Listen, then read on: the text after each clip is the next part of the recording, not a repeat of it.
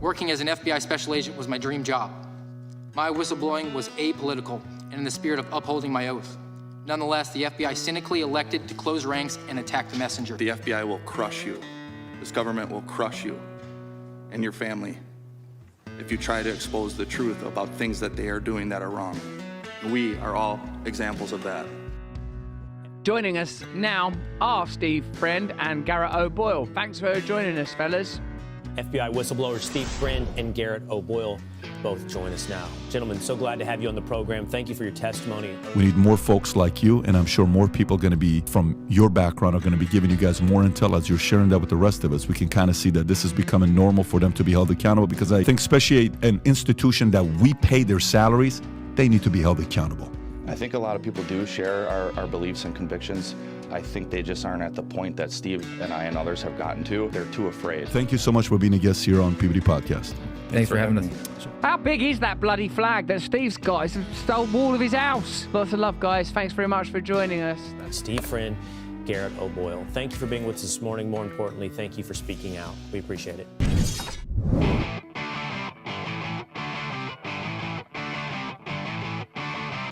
You're in the information age, but facts are in short supply.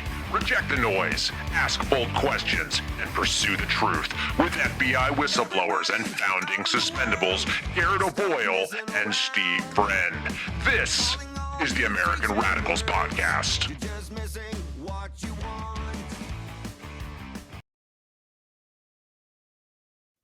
It is the American Radicals Podcast on a Thursday. Welcome to it, folks. 10:30 or a couple minutes late. We had a late start. We'll get to that in a second as to why that was, but grateful to have you along with us for the ride today. Do smash the thumbs up and follow the program here on rumble.com/amradpod. Shows every Tuesday, Thursday, Saturday. If you want to listen to the audio format on iTunes and Spotify and iHeart, subscribe so you get the show updates, which we'll give to you after we get done recording today. Today is about the hatred hierarchy. There was this concept that was sort of percolating the last few years from the communist left about intersectionality. It was pretty simple.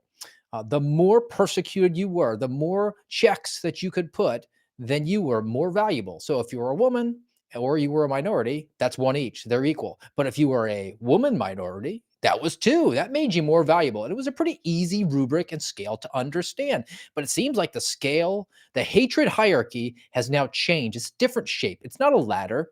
It's a cylinder. It's a cylinder of a revolver. So whatever round is in the chamber is the only one that the left sees. And we're going to get to the different groups that are circulating around that cylinder today, and how they're being weaponized and used. And that's going to include things like preferential treatment for child rapists in the state of Wisconsin. We'll see what Garrett's thoughts are on that.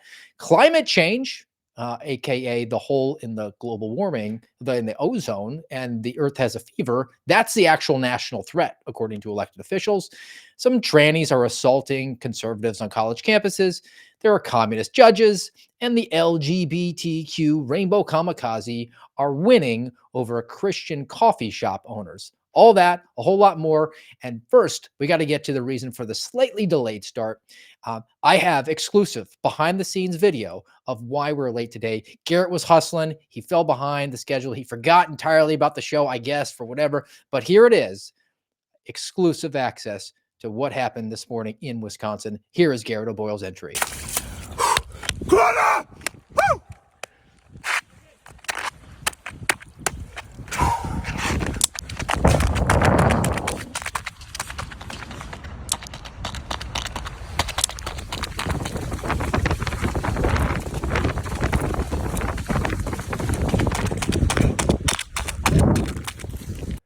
And he made it, and he had time for the Red Bull along the way. Here I am. I made it, Steve. That was a difficult run. And I can see, because we are professionals, that the cycles are syncing, the laundry cycles. That is, folks, we are wearing our Z Special t-shirts today, available, of course, at the merch store, the-suspendables.com.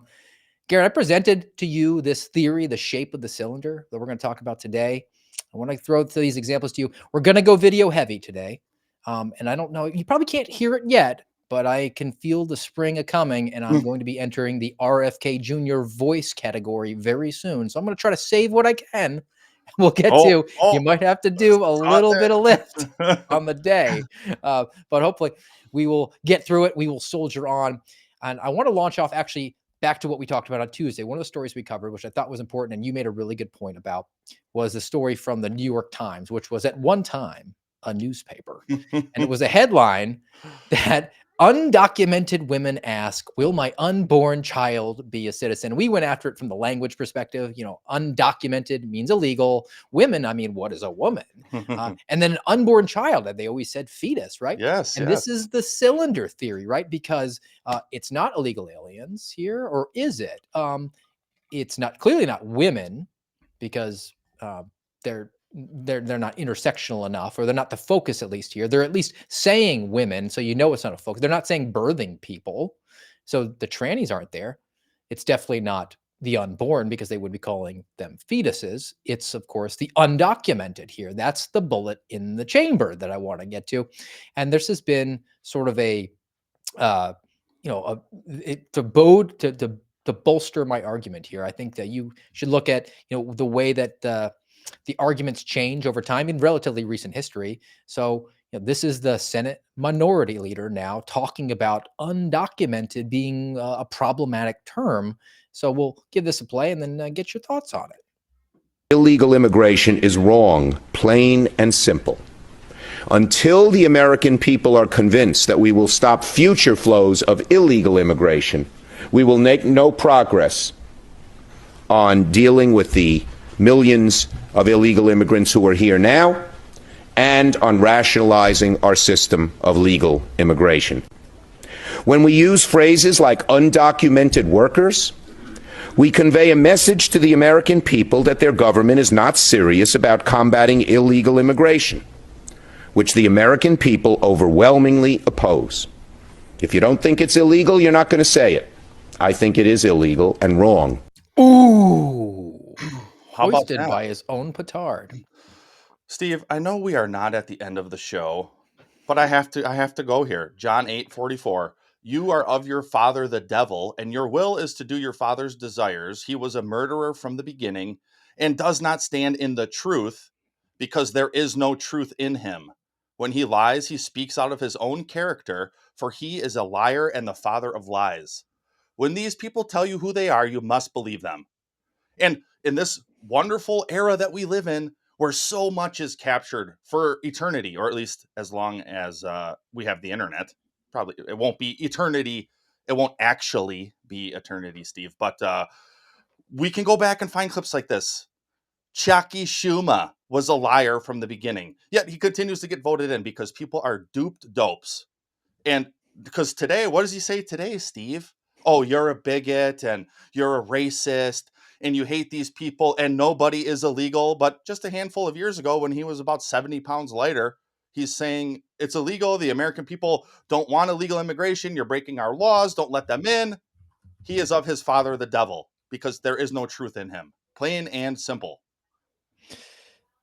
And we were talking about this also offline, and we're going to get to the next story here, which is not necessarily in the theory of the cylinder, but I think we can weave it into Chuck Schumer, because we're losing focus on these sorts of things. We're getting distracted. We're not going to talk about the signal story because everybody's talking about the signal story. But there was the other thing, the pearl clutching, the I'm offended fake outrage that we got from the political right in this country. And I don't like to call the left hypocrites because I think that's a waste of time, but I will call us hypocrites if we're indeed accepted into that tribe. I don't know. It's up for debate because we call them out. They probably don't want us in the movement very much. But one of the reasons for our thumbnail today was a Hot Wheels car, and we would do it as an ode to Jasmine Crockett, representative from Texas, who went out at the Human Rights Campaign and uttered this phrase, and I think it's worth drilling down into just how awesome this is. Dollar Store Cardi B. Because we in these hot ass Texas streets, honey. Y'all know we got Governor Hot Wheels down there. Come on now. And the only thing hot about him is that he is a hot ass mess, honey. So, Why are you Okay. calling me honey? I'm more offended by that. All right. As the purveyor of multiple nicknames for people, including the human Roomba, who was the president before Donald Trump, game recognized game. That is hysterical. Mhm. I mean, I'm going to adopt it. I think Greg Abbott is Governor Hot Wheels from now on. I'm Please spare me your pearl clutching. exactly. Who cares, man? Grow some thick skin. Whatever. Uh I've mentioned it before about how we would talk to each other in the army, similar as a cop, maybe even on SWAT too in the FBI. It, you're not a racist, you're not a bigot, you're not actually truly making fun of their disability or however they were born or whatever the issue is. It's just funny. You can laugh. It's okay. No big deal. Whatever. My platoon sergeant, if you have little ones around or if you're in the office, cover your ears. He used to call me Mick Fuck because my last name is O'Boyle. And to him, I was just a Mick. And then because we were in the infantry, well, we had to have an F bomb in there. So it was Mick Fuck. And endearingly, he would say, "Hey, Mick Fuck, get over here." Angrily, he would say, "Mick Fuck, what the fuck are you doing?" And it, I was never like, "Oh man, why does he call me Mick Fuck?" Because it's funny. And who cares? Whatever. You will never ever elevate yourself in the intersectional hierarchy. You will never become a persecuted class by saying, I'm offended. Particularly, you should not be offended on behalf of a politician who doesn't know your name, you have no relationship with. So if you're actually saying, I'm offended by a politician who doesn't know me, insulting another politician who doesn't know me, that's not going to elevate you. That's not going to certainly put you in the intersectional hierarchy. It's not going to put you in the chamber. It's a waste of time. If anything, we should be coming up with more and more creative names for politicians, which I mean, I'll try to pepper in here today as I come up across them. I mean, I was thinking Chuck Schumer. He's Mayor Quimby, right, from The Simpsons. Like a very obviously New York mobbed up politician who's corrupt as the day is long, right? Yes, that's very good. Mayor Quimby, As and Quimby Schumer. And as long as we're talking about governors, I mean, like, we can talk about the California governor, right? I mean, I don't like the Governor Newscomb. I think that's just bad thinking. I think that we should call him Governor American Psycho. The uncanny resemblance is Yes, there. yes, it is the crazy Christian Bale Governor. Oh man, that's Steve. Well done, sir. Well done, and we got our obligatory movie reference in. We will get to some more examples here, and I want to take it to your homeland next. Is Oh talking boy. about these perceived groups. The next one, as that cylinder rotates, the next bullet in the chamber, it could have national implications here.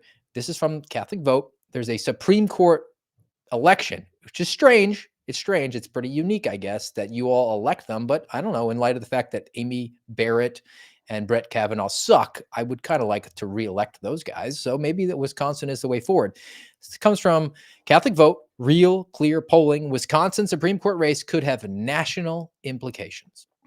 Now, the outcome of this close race for a seat at the Wisconsin Supreme Court between a Republican-backed candidate whose name is Brad Schimmel and Democrat-backed candidate Susan Crawford might affect national politics. The race could have implications for the pro-life movement because Schimmel is formerly the state's attorney general and he's publicly supporting protecting life at all stages.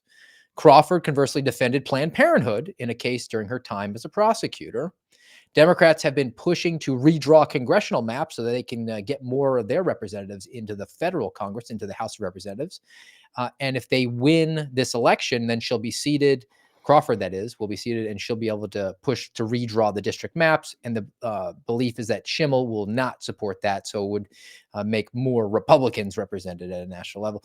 And to connect this to the next story here, in how there are intersectional and a hierarchy of hatred, you have to know what the enemy is doing at all times. So there was an actual a debate that this is an element of it. So just so you know who these people are, as Garrett alluded to, they will tell you who they are.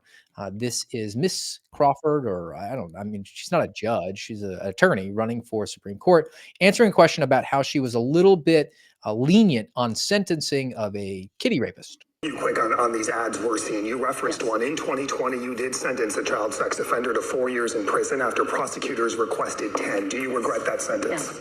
I don't regret that sentence because I followed the law in that case, as I always do. I applied the law, which says that judges have to consider every relevant factor in sentencing. You have to consider both the aggravating and mitigating factors.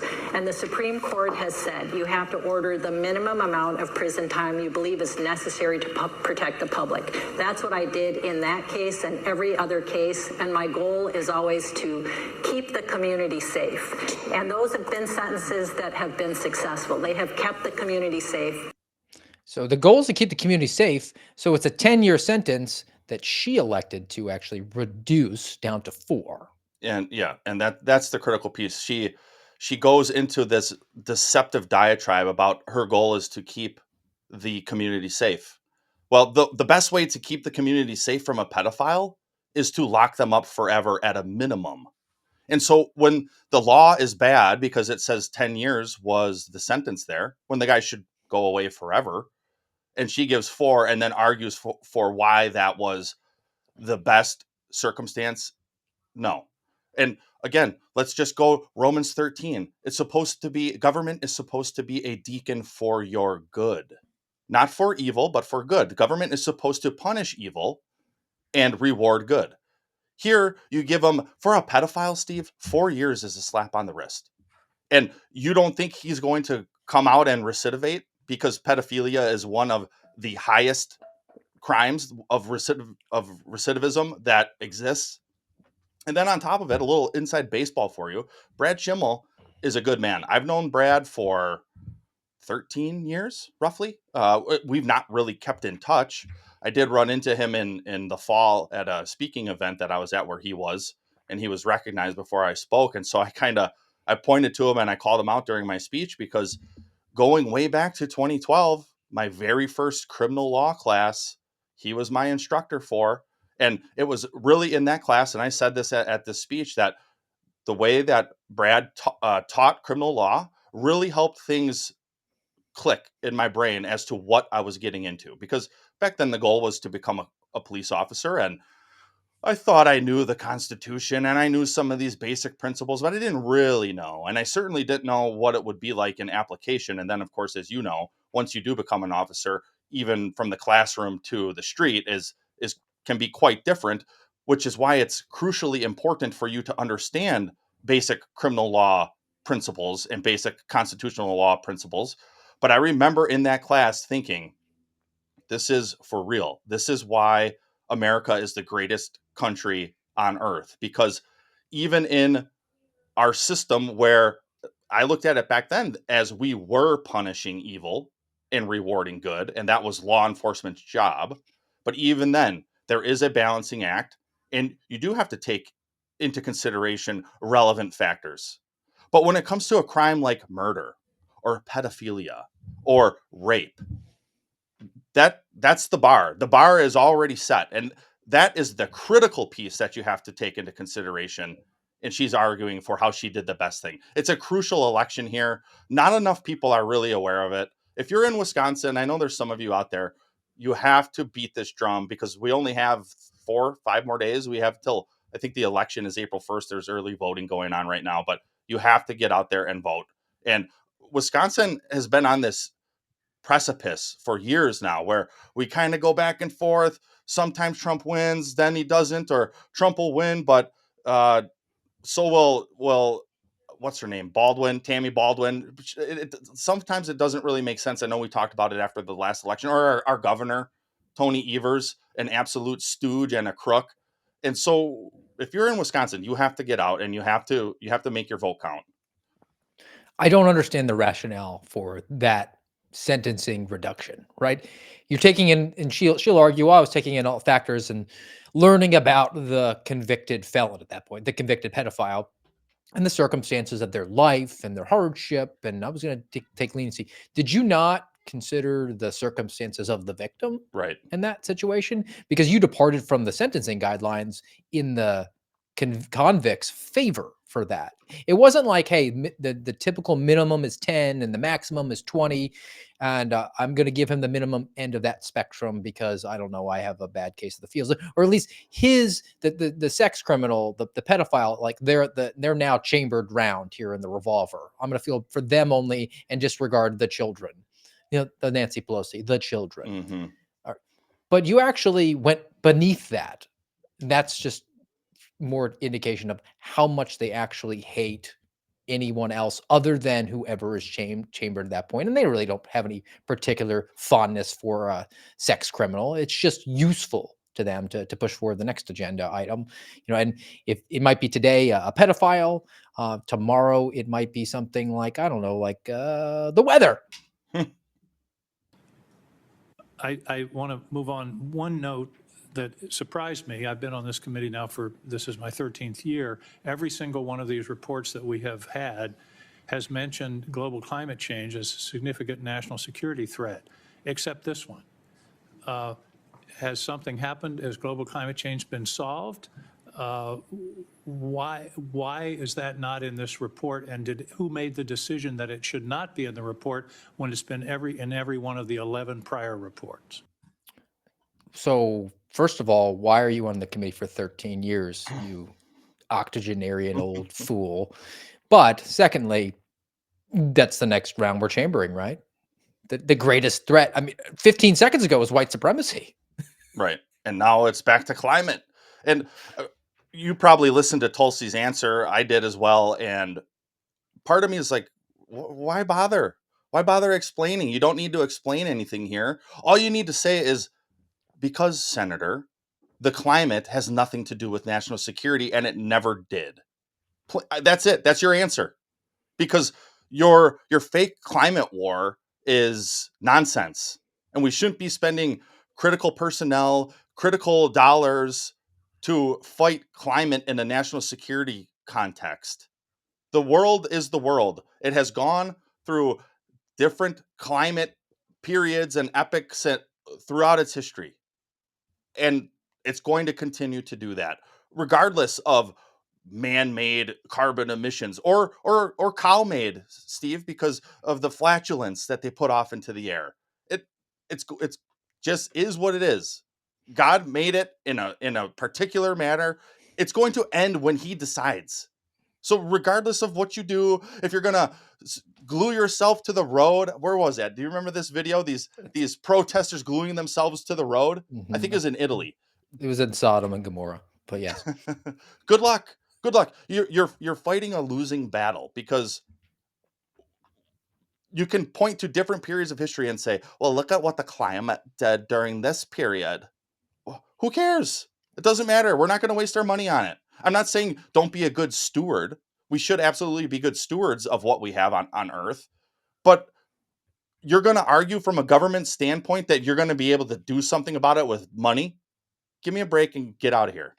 It's not even worth having an intellectual conversation with these communists about it, because it's not about that, right? He's just trying to shoehorn in whatever the issue du jour is that's going to mobilize another round of malcontents. Their ideology is not sellable to a rationally thinking person, because their ideology is, let's destroy everything good all the time. Mm-hmm. I mean, that's a tough sale to make. I mean, that's even tougher than law enforcement, which I've always said is a job in sales, and you're selling jail. No one is going to get on that if you up there and went completely honest and advertised and said, look, I want to make your standard of living awful. I want to take away all your freedoms and have you just be a slave to the government. That would be tough. So what you do is you compartmentalize it and you aggregate people and you say, the MAPS, the minor attracted persons, we have to argue on their behalf, and maybe you get a couple, maybe, right? Their feelings and sexuality matters too, Steve. Or we have to get the climate pagans in there and say, we're arguing for this as a national security matter, right? And we're going to devote every resource that we possibly can to this argument. Or you get people that say, I like Hamas and I hate Israel. Or you get an angry feminist in there, someone who says that there is no other haircut other than the John Denver haircut. And I hate babies and I want to murder them all, but we're going to call them fetuses because it's still not very palatable. Whatever you have to do to pull more and more people into the group till it gets to a critical mass and you're able to partner them together and in our country, at least, get to that level where you can elect other communists, because otherwise it makes no sense for an LGBTQ rainbow kamikaze member to be partnering with the Palestinian enthusiast, because one would actually throw the other one off a roof, which is why, again, we can't actually have an intellectual substantive conversation with it because it's nonsensical to begin with. And you alluded to how we have to spend all this money here. I did see this from Red State about Cori Bush, which has a pretty awesome picture of her wiping tears from her eyes as she's crying for whatever cause is of the day. And this is a former congresswoman from Missouri, or I believe it's pronounced Missouri if you're from there. Cori Bush admits Democrats discussed a $10 trillion bill to help fight for climate justice. Oh my goodness. She's now doing the American Radicals podcast thing, Garrett, right? She's partnered with Bowman, the New York congressman who got booted, because they're both like quasi squad people who lost their jobs. So they have Bowman and Bush.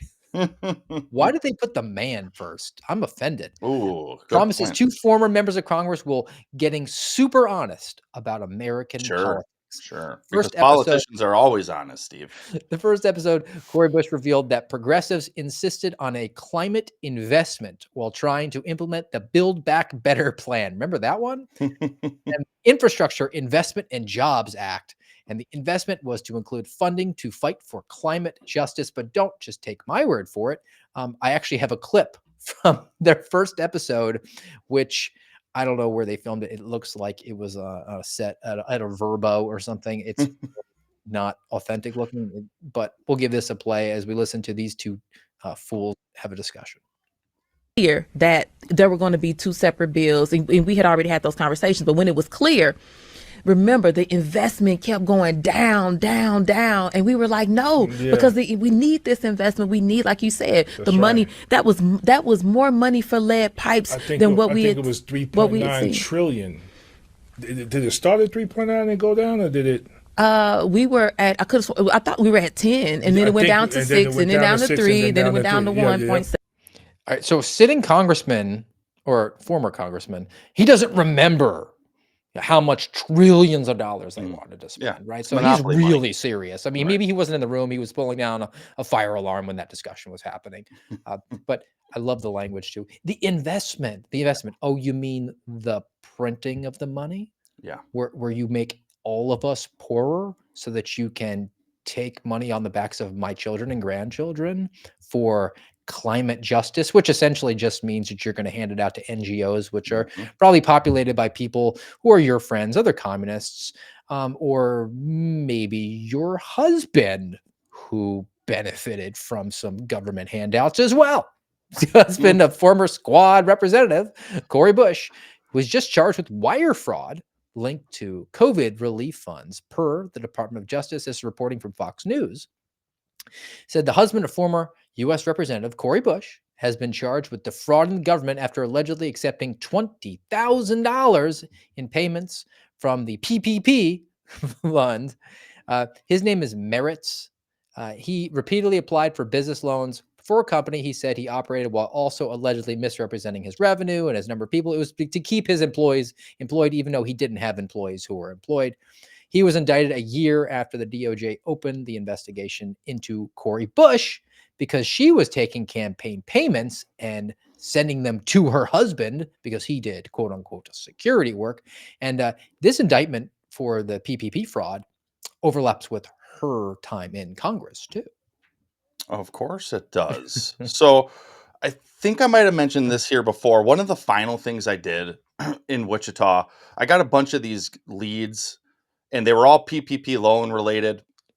And it was kind of weird that I was handling them because I was on the JTTF, but maybe there were just so many that a handful of us got them. I don't really recall, but I remember I had like 5, and I spent a couple days, 1 week, just trying to track down these people and notify them or get a little more information. None of the people I talked to had any clue even. So it was all this fraudulent PPP loan stuff where their name and information was somehow compromised online. Maybe they worked for the government and were part of the OPM leak. I don't know. But, and so I just remember thinking the amount of money just with a handful of people in Wichita was insane. And while you were playing that clip and going through this, I pulled this up from the FBI's own website. It says, this from last January. This is how massive the theft was, the fraud.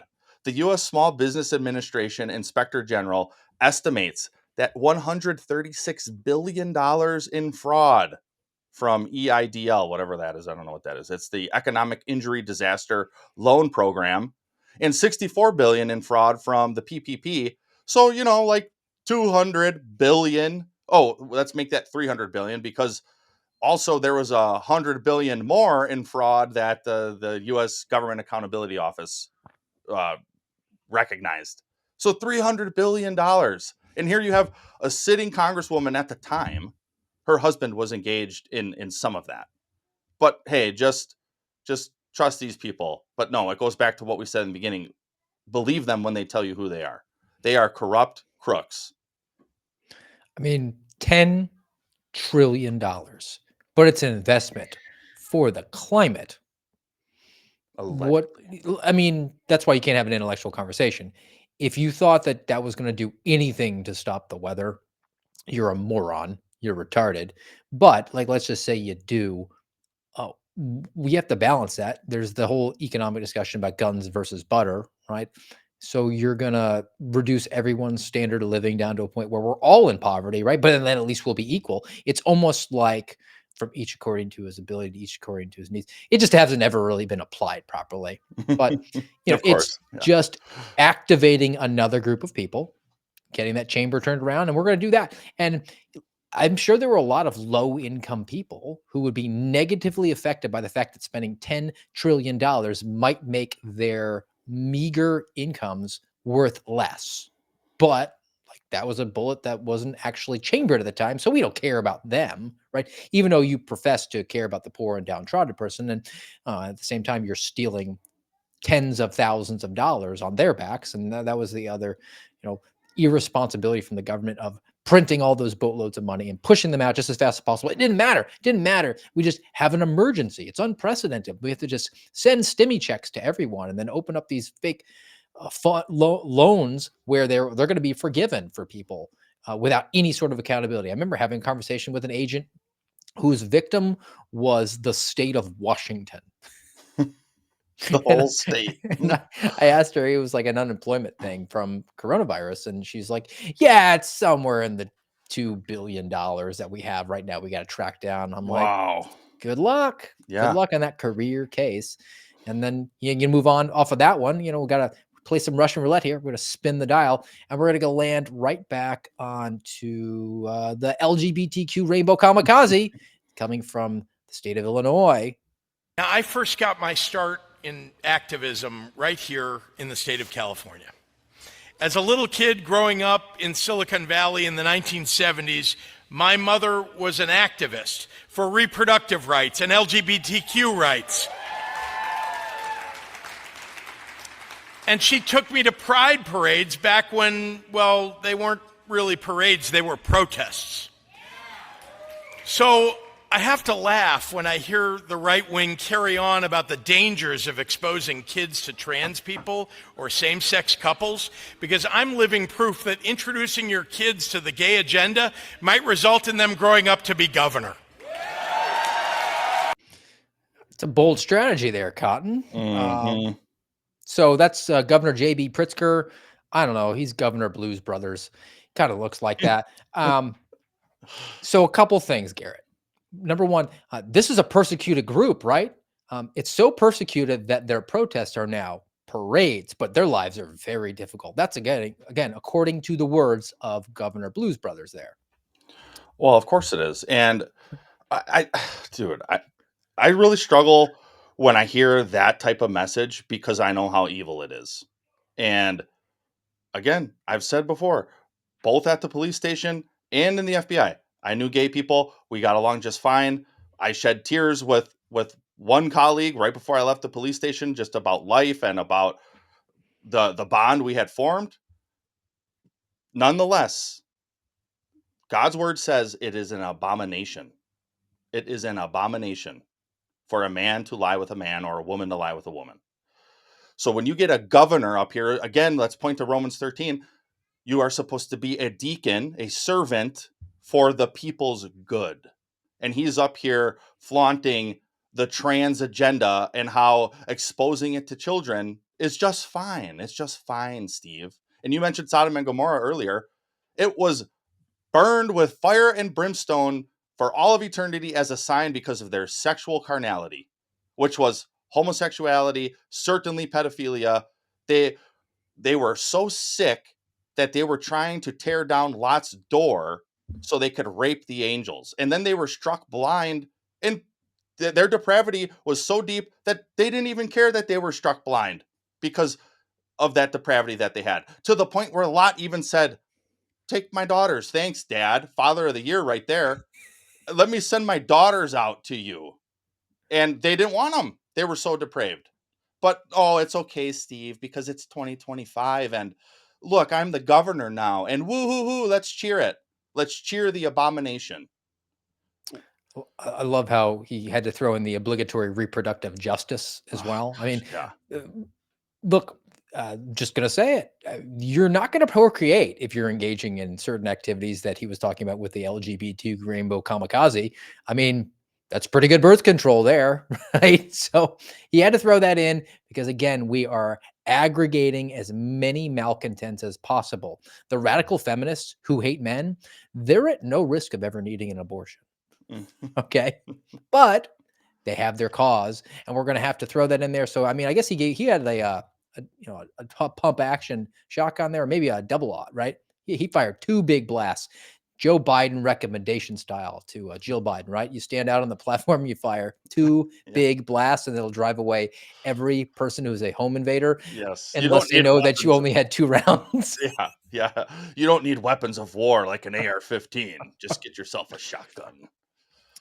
Now, I want to go back to the plight of the undocumented migrants. And we were cautioning in the very lead up to even to Donald Trump taking office that they were ready. They, in that New York Times piece, we talk about like the unborn children of the undocumented migrants, right? The sob stories were here. They had the story about Abuela already written, where Abuela, the Obamacare just hadn't paid for enough of her care. She didn't have her Obama phone yet. And this just horrible, vicious country was not providing. So her undocumented teenage granddaughter was having to work 3 full-time jobs to pay for her diabetes medication. And how could you break up this family, right? I mean, it writes itself. But I did not have on my bingo card the First Lady of the United States being recommended for deportation by an elected member of Congress. Oh, great. We don't care how much money you have, Elon. We don't give a damn about Doge. We are going to defend the Constitution because we believe in democracy. So many people have sacrificed and fought and died for democracy. And Trump comes along with his ignorant and he don't even know the Constitution. If he wants to start looking so closely to find those who were born here and their parents were undocumented, maybe he ought to first look at Melania. Dude, I can't. Maxine Waters is one of the worst in history. And she's only getting worse because another octogenarian. And I just have to point to us, to Americans. What is wrong with you? How and why do you keep electing people like this? She's beyond pathetic. Just her cadence and how she talks and sounds.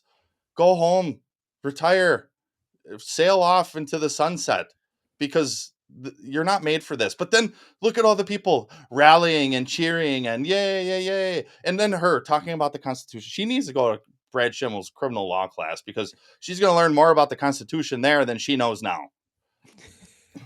You know, I've been trying to come up with different ideas for nicknames for Maxine Waters, and there's a pretty deep well on her, but let me just like throw up the image of her real quick. I freeze frame it, and then I couldn't help but notice a resemblance. So Congressman Glowworm. She's a glowy. I mean, there's more intellectual brain power. That glowworm could probably toast lightly a piece of bread. I don't think Maxine Waters has that capability. And I did notice that now, I guess it's a rule, right? If you want to be trashy, dollar store Cardi B style, and you're a Texas black woman, you have to throw in the obligatory, unnecessary addition of ass into whatever you're talking about. You must. That's how we speak, Steve. We got to throw it in there. You must. You much. All And right. we much will about that be committed. You ain't the best color man in the business for nothing. If you don't know what we're talking about, just go back and watch some earlier episodes of the American Radicals podcast. All right. There was an assault, and you alluded to this guy who was assaulting these women who were, I believe, were pro-life individuals on a college campus on Tuesday. But there was another one that was more prominent, and TPUSA has chapters that are going around, and they're handing out literature, and they're trying to recruit people into activism. And this is pretty normal standard fare for college campuses, because you just have a lot of free time here, and people who want to go out and get involved, and it's fertile territory for them. And they're encroaching on where the communists have had a lot of opportunity to recruit. I know you went to college, so did I. I didn't see a whole lot of college Republicans recruiting people at that point, but TPUSA had some of their people assaulted, right? And this chapter president, her name is Paige Newman, and secretary were handing out materials on campus of the University of Texas at Dallas. I don't know, maybe Jasmine Crockett. When they were approached by an angry person on a bike, things escalated from there, and the assailant striking them with a heavy bike lock. There is a video of it. It's like 3 seconds. This person just comes up to him and just swings a lock and winds up, I think, breaking one of the women's cell phones. She was holding it up. That's how they had the video. So fortunately, she didn't have her skull cracked. But we're back to the intersectional hierarchy, the hierarchy of hatred. So here's a dude who feels pretty because that's what he looks like right there. Goodness. Liam Tondham Wynn, who I guess fancies himself a female. So it'll be interesting to see, how a judge rules in this case, if it does actually proceed to a criminal trial, because if it's anything like Judge Crawford from Wisconsin, I don't think Liam will be doing much time for an aggravated assault with a deadly weapon, right? Exactly right. And that's the track I was thinking along, because our background in law enforcement, immediately those gears go to work with a story like this. You're swinging a heavy bike lock at somebody, that's a deadly weapon. So not just law enforcement, but you as an individual can use deadly force in that situation. And this crazy person is going to swing it at you because they don't like what you believe. And let's take God out of it for a second and just look at it from a constitutional standpoint, which I guess is difficult to separate God there when you go back to the founding fathers and the roots of even our Constitution and how that goes to John Locke and anyways, I won't go down the trail too much, but we have freedom of speech here. We have a First Amendment here, which includes college campuses, and your First Amendment right does not trump theirs. So you're obsessed with this demonic trans agenda, and you think everybody should be. And you think that if somebody disagrees with you, that they're wrong. Okay, fine. From a First Amendment standpoint, you can do those things. You can protest about those things. You can speak about those things. You can debate about those things. What you cannot do is attack people. But here you have, and this is one we might have to bookmark to keep tabs on, because it's going to be interesting to see. And again, I'll pivot to Romans 13. What's the judge going to do? Are you going to be a deacon, a servant for good or for evil? And in most places, we can see how that is going to go. We have many examples of it. You mentioned Ms. Crawford from my once great state of Wisconsin, and probably how she would rule. But what are they going to do in Texas? Texas America, as they like to call it. But Texas is turning in a lot of ways as well. So what is the judiciary like in the great state of Texas? I guess time will tell. Now, I mean, this is more of an intellectual question for you, Garrett.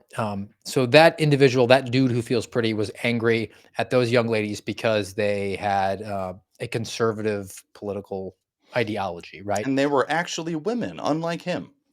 So swinging a bike lock at them, would that involve a violent act dangerous to human life in violation of criminal law of the United States or any state? 100%. And might it be intended to intimidate or coerce a civilian population? Oh, absolutely.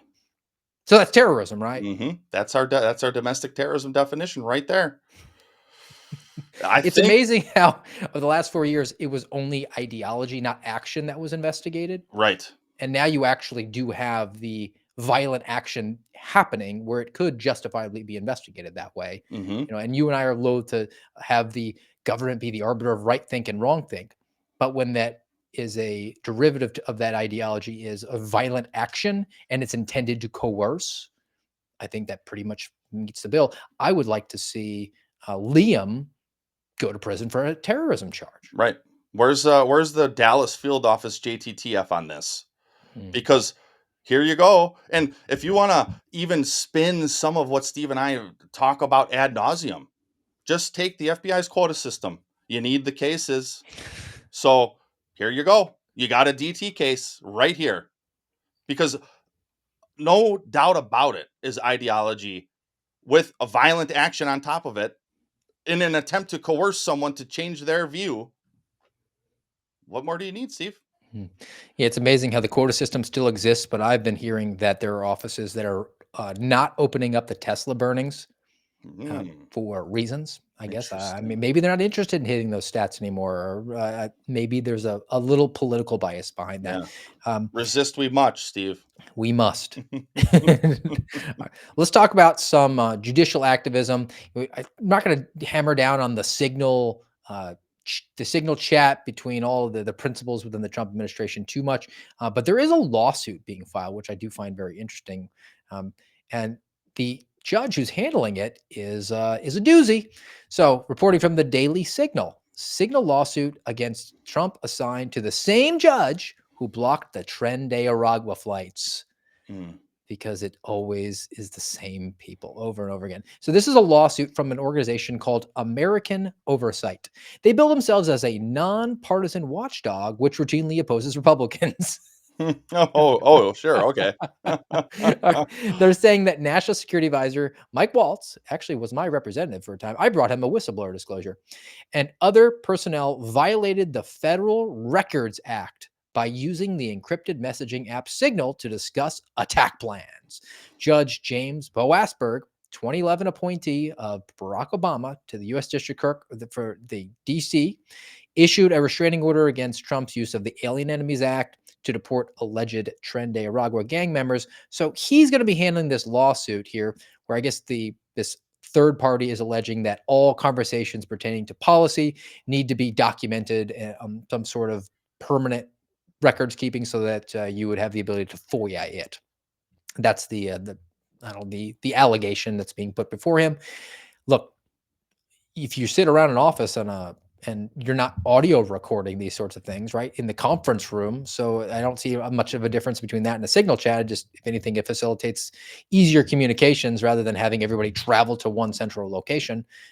Maybe there's merits to having some level of transparency and sunshine, but I've looked at that signal chat. They weren't war plans. They weren't attack plans. But my point of bringing this story is that this guy who came to the conclusion that the more valuable people, the people he wanted to chamber as he spun that cylinder around on the 6-shooter, were members of a violent Venezuelan gang.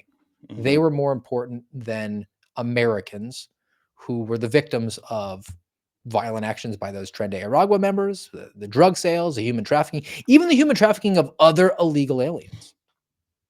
Yeah, this is where, on one hand, sure, you've got the, I don't know what it's called, the Records Keeping Act or whatever. I don't know what year or era that goes back to, but what I do know, and history has shown us this time and time again, is that government is way downhill of technology, especially today. And so the laws, they are not caught up to where we are, because you make a valid point here about having this conversation in the conference room or whatever. At least in this era that we're in, you don't have to be co-located to have these types of communications.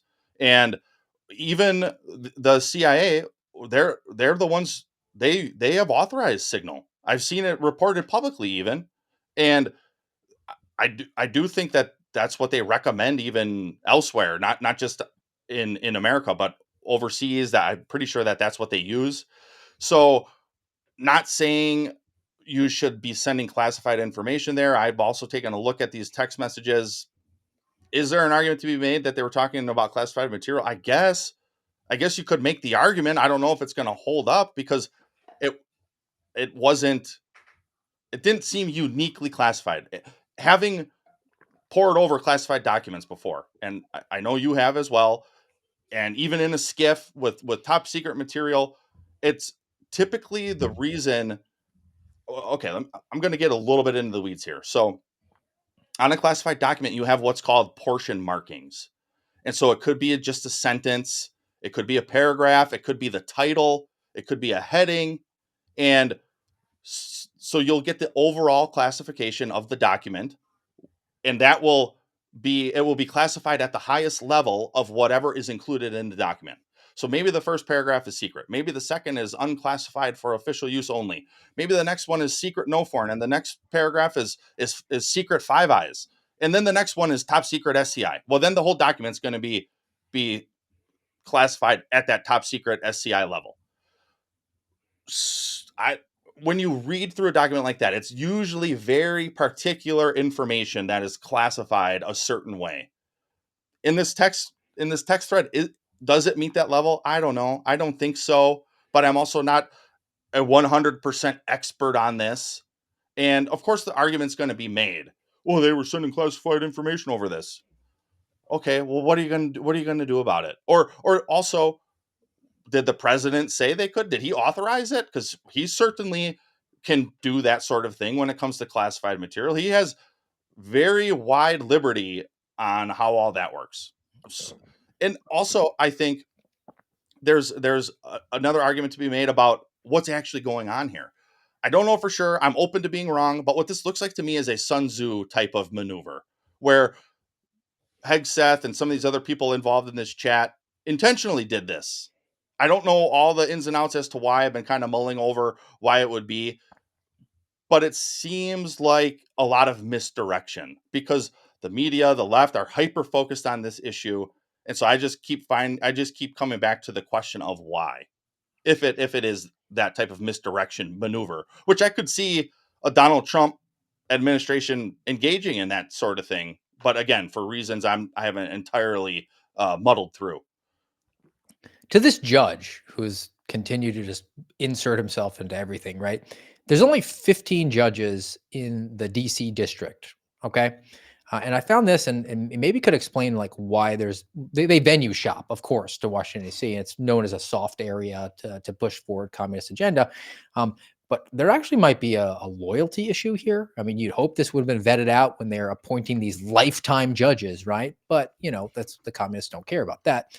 So, reporting from the Federalist, a third of all DC district judges are foreign born. Actually, the most recent one, her name is Sparkle, like Suknanan. Okay. U.S. District Court for District of Columbia, source of many of the cases interfering with President Trump's authority, has 15 judges, counting Chief Judge James Boasberg. He's the chief judge, putting himself on all the big ones, right? 5 of them born outside the U.S. Out of all the judges in the nation, all 5 foreign-born judges of the D.C. District Court managed to get their fingerprints on a controversial Trump case. So again, where is the hierarchy of hatred, right? If you are foreign-born, you might have split allegiance. You're definitely, I do think it's interesting that all of the foreign-born ones are far leftist, and they all were put very specifically in this district so that these sorts of roadblocks could be put forward, and their perspective on things is definitely noteworthy, we'll say. Yeah. Just this is I hadn't been aware of this fact yet. That this is very concerning, and it probably because I mentioned Sun Tzu's Art of War already. I'm going to pop this up because it came to mind again here. And if you look at these rules, or if you're just listening, just continue doing that. You don't have to pull it up, but attack weakness, not strength. Focus on attacking the enemy's weaknesses rather than engaging in direct confrontation with their strong points. And then the next one, be flexible in your tactics. Adapt your strategies and tactics to the specific circumstances of the situation, avoiding rigid adherence to any single approach. I think both of these rules tremendously apply here. Who knew that we were getting foreign pointed judges? That's a weakness. That's a weakness established apparently in Article 2, where it's pretty clear that our judges must not have to be born here. Otherwise, I don't think we'd have any foreign born judges. Where we know a president that you can't be president if you're foreign born. But that's a very interesting point, because if you are a subversive Marxist, like we know many in Washington, D.C. to be, well, the Trojan horse is through the gates. You got a third of judges foreign born that lean heavy left. Well, their tactics are to engage in whatever behavior they can to fundamentally change our country. And this is a great stepping point. 33% of judges in DC are foreign born. That should be an alarm bell for everybody. And then along the lines of Bolsberg, or whatever his name is, the main judge, I saw this recently too, where he was, wouldn't you know it, Steve, presiding over the Hillary Clinton email scandal. Yep. Over here on X, Mario Narfall posted this. Boasberg, who was an Obama appointee, delayed 15,000 Hillary Clinton emails until after the election. So when he keeps getting these types of cases assigned, you've got to question how and why. That's supposed to be, judges are supposed to be picked at random. We do know, like you said, they shop around the DC circuit to find a particular judge. I don't know what's going on behind the scenes on who and how they're assigning these, but it seems quite coincidental, which we know there is no coincidence, but it seems coincidental that he continues to be the main guy in charge of a lot of these politically important cases. I believe he was the one who was signing off on the FISA warrants for Russia, No way. and No way. and also had a lenient sentencing on Kevin Kleinsmith, who was the only one who was convicted of lying to the fisc about the contents of in order to obtain those illegal FISA wiretaps.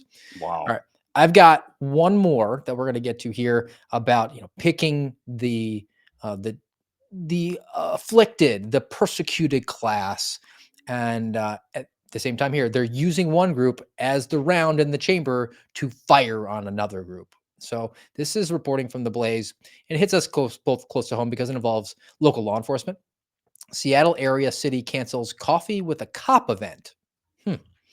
So, as they have done periodically, police in Shoreline, Washington planned a coffee with a cop event for the morning of March 26th. The event was intended to foster closer relationships. This is about community-oriented policing. Not hug a thug, but it actually does work. However, when some radical activists learned that the event would be held at Pilgrim Coffee, owned by Keith Carpenter, the pastor of Epic Life Church, they decided to arrange a protest. Rather than continue with a secular event at a secular coffee shop, the police department just canceled the entire event. So this guy who owns the shop, Keith Carpenter, he does hold a biblical view on marriage. He tried to plead his case. And again, this is the cautionary tale where I was saying very early in the program, you cannot have this conversation. There's no intellectual conversation to be had with these demons, but he tries his best. Here's some quotes from him. If you would like to sit down and get to know me, please let me know. Coffee will be on me. I'm not a hateful, misogynist, racist, and a whole slew of other things. He's trying to negotiate with terrorists. So, and as a result, the police department elected to cancel the event because they didn't want to get involved in politics, right? But really, what message does canceling the event say that they got the back of the LGBTQ rainbow kamikaze activists, Right. and not the guy who said, yeah, you can use my venue to have your community-oriented policing event, which should be an objectively good thing where you're outreaching to everyone, including the rainbow kamikaze mob. Mm-hmm. There's nothing new under the sun, King Solomon says in the book of Ecclesiastes. This is history repeating itself. Coffee with the cop, great. We'd had that at my police department. We need to start doing coffee with a Christian, apparently, because this guy is getting his not only his beliefs canceled, but his coffee shop from participating in a good event. And this is a notably good thing for the community, for law enforcement, for people to get to know the officers that work their beat or whatever. And you get to go out and have some coffee. It's a good community oriented event. But I love how the government here says, we don't want to get involved in politics. Oh, so a biblical worldview is politics now, but LGBTQ agenda is not. See, these things, they're all politics. They're all life. They're all under the sphere of God as well. And so it's one of the great lies that we have bought into as Americans. And I think it's because we've had it so easy for so long that most churches will say, well, we can't get involved with politics because we have a 501c3 status, and we could lose that because the government says that if we're too political, then we can't get our tax-free status, and we really need that because we already don't get enough money to the church. Wrong. And it's why 501c3 is an idol. Yes. You should put it on top of a golden calf. Exactly right. You are bending the knee. You're saying Kaiser Kyrios, which is Caesar is Lord. You're not saying Christos Kyrios, which is Christ is Lord. You're bending the knee to a false god. And this is what happened in Germany. This is, as you know, my affination for Dietrich Bonhoeffer and a couple others there, Martin Niemöller and a handful of others who stood firm, like we've been talking about for a couple weeks now with Ephesians 6. They stood firm and they boldly proclaimed the truth, regardless of what the government said or did. And they did it truthfully, and they're imperfect vessels, but they still held the line for the truth, even when the government said, you just stay in your church. You just preach your sermons. You just go and spread the gospel and leave the rest to us. And so many in Germany, so many today have bought into that lie. It's a lie from the pits of hell, plain and simple. Well, that's all we got today, but we're going to get Garrett's final thoughts, and I do have a palate cleanse. Which, of course, Steve, naturally leads us back to Ephesians 6. And starting in verse 10, finally, be strong in the Lord and in the strength of his might. Put on the whole armor of God, that you may be able to stand against the schemes of the devil. For we do not wrestle against flesh and blood, but against the rulers, against the authorities, against the cosmic powers over this present darkness, against the spiritual forces of evil in the heavenly places. Therefore, take up the whole armor of God, that you may be able to withstand in the evil day, and having done all, to stand firm. Stand therefore, having fastened on the belt of truth, and having put on the breastplate of righteousness, and as shoes for your feet, having put on the readiness given by the gospel of peace. In all circumstances, take up the shield of faith, with which you can extinguish all the flaming darts of the evil one, and take the helmet of salvation and the word of the Spirit, which is the word of God, praying at all times in the Spirit with all prayer and supplication. To that end, keep alert with all perseverance, making supplication for all the saints, and also for me, that words may be given to me in opening my mouth boldly to proclaim the mystery of the gospel, for which I am an ambassador in chains, that I may declare it boldly as I ought to speak. Look, if you're going to stand firm, you need stability. You need stability.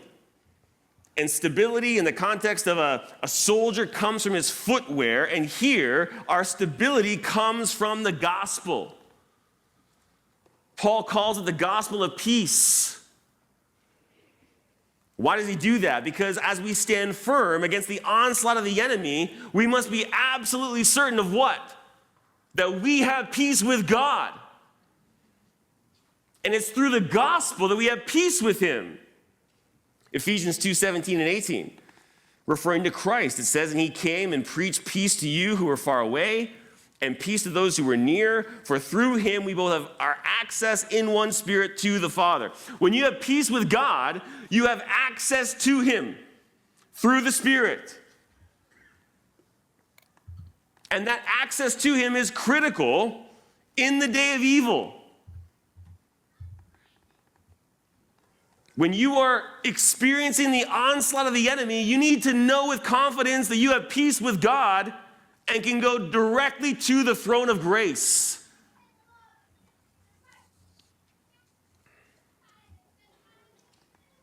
And here's what's going to happen. As we stand firm in the stability of the gospel of peace, and the onslaught comes, we're going to have glorious opportunities to proclaim the gospel. We are going to have wonderful opportunities to herald the lordship of Christ, to proclaim his death and resurrection, to call the world to repentance. And as we do that, it will go forth with power because it will have the credibility of a life that's willing to suffer for his sake. You're willing to lay down your life to declare the saving message of the gospel to the world. Then it goes forth with power. And we see it take root in the lives of people. And ultimately, that is the point. That is the goal of speaking truth in the public square. Ultimately, yes, it's a gospel message. But again, look at this Coffee with a Christian, where he's saying, come talk to me, and you'll see. But what we have to do, most importantly, is stand firm and boldly proclaim it. We need to speak truth, which includes repentance. This was the critical error in Germany, is that most of the churches said, well, we don't talk about that part. Just talk about love and the gospel. That is a half truth, a false doctrine. And that's why I think it's critically important to understand this piece of the armor of God. Is when you look around, when you look at the churches and the pastors and the churchmen bending the knee to the government, that is a false doctrine. That is a false gospel. And it's rooted in cowardice. Pastor James Coates there is saying, be willing to lay down your life for this truth.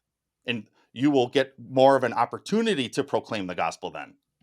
We rarely hear that type of thing from the pulpit. And we need to change that. As brothers and sisters in Christ, we need to be bold. The world thinks we are weak. That is the opposite of biblical truth. But here in America, or in the West as a whole, that has become what Christianity is. It's just this weak, loving, just Jesus, a picture of him holding a little sheep, never of him with a whip chasing out the charlatans from the temple. No, not that. That's too much. But this is part of the critical piece that we need to understand as a people. I'm glad you made it today, Garrett. Not just to help me carry along because my voice is starting to have the downward decline here, but also to bring the fire and brimstone, not the hippie Jesus speak. And we showed the behind the scenes, your arrival, but maybe next time, if you happen to run late, the subject of today's palate cleanse, maybe the footwear is the issue.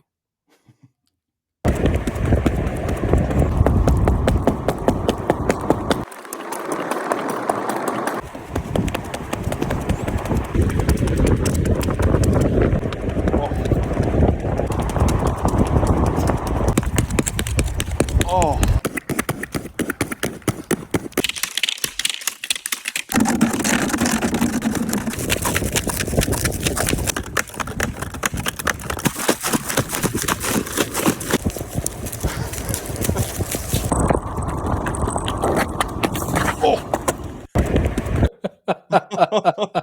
I think I have shin splints from seeing him run in ice skates. That dude's getting it, man. He could probably pass the FBI fitness test with extension cords for footwear. Unlike Sarah Linden taking a knee for BLM. All right, that's going to do it for us today on the American Radicals podcast. Back with you maybe Saturday. We'll definitely have a rerun if my voice is not holding up. Maybe we'll have an interview. Let us know in the comments if you want us to see if we can reach out to anybody to stand in for the real Steve Friend here as we're approaching the allergy season. After that, have a great day, guys.